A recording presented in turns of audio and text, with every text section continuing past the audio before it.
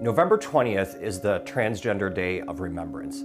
It was first held in 1999 to honor Rita Hester. She's a trans woman who was killed in Massachusetts. It's since then become an international day to honor all transgender people killed by violence and to highlight the threats that trans people face. The Williams Institute at UCLA Law estimates there are more than 1.5 million transgender people ages 13 and older in the United States. And it says that trans people are over 4 times more likely than others to be victims of violence.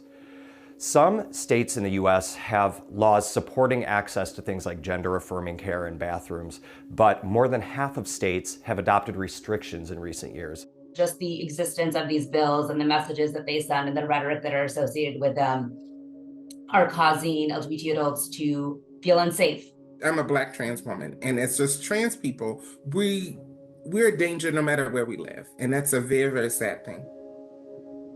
Events often come in the form of things like candlelight vigils, but the Human Rights Campaign also releases a count of victims ahead of the day every year.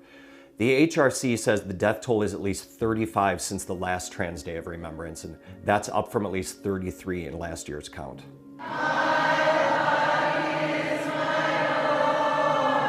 The Transgender Day of Remembrance is preceded by Transgender Awareness Week. Advocates say that politicians trying to restrict transgender rights are taking advantage of the fact that most Americans don't know a trans person or just don't know a lot about transgender people in general. Opposition to those rights was a focal point of political campaigns by President-elect Donald Trump and many other candidates around the country. And Trump has pledged to roll back protections for transgender students and others once he takes office. And that's why advocates say that this year, Transgender Awareness Week and the Transgender Day of Remembrance are especially important.